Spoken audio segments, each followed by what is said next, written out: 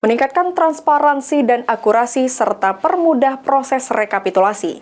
Komisi Pemilihan Umum KPU Kabupaten Pali menggunakan sistem rekapitulasi atau Sirekap secara elektronik. Meningkatkan transparansi dan akurasi serta permudah proses rekapitulasi. Komisi Pemilihan Umum KPU Kabupaten Pali menggunakan sistem rekapitulasi Sirekap secara elektronik. Penerapan Sirekap ini melibatkan semua panitia pemungutan suara atau PPS dan panitia pemilihan kecamatan atau PPK di wilayah Kabupaten Pali.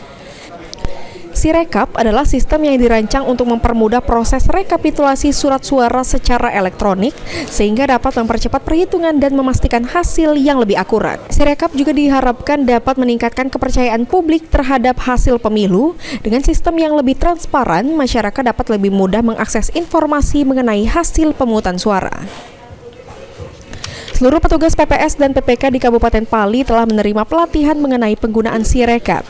KPU juga memastikan bahwa setiap tahap dalam pemilu akan diawasi secara ketat untuk memastikan tidak ada pelanggaran yang terjadi. Pali ini kita sudah melaksanakan yaitu simulasi secara nasional yang diadakan oleh KPU RI. Bahwasanya itu Sirekap itu terbagi menjadi 3 bagian. Yang pertama itu Sirekap mobile dan Sirekap web dan Sirekap loading.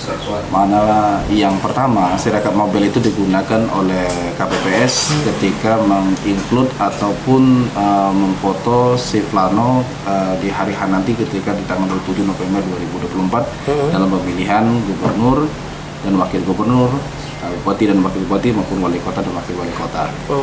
Sedangkan dengan Sirekap web tersebut akan digunakan oleh PPK untuk pelaksanaan rekapitulasi di tingkat kecamatan, dan Sirekap yang berikutnya itu adalah Sirekap publik yang digunakan oleh masing-masing PPK maupun KPPS dalam perealisasian apa saja yang sudah dikerjakan ketika mereka rapat pleno dan pemungutan suara. Aji Delia, Pol TV.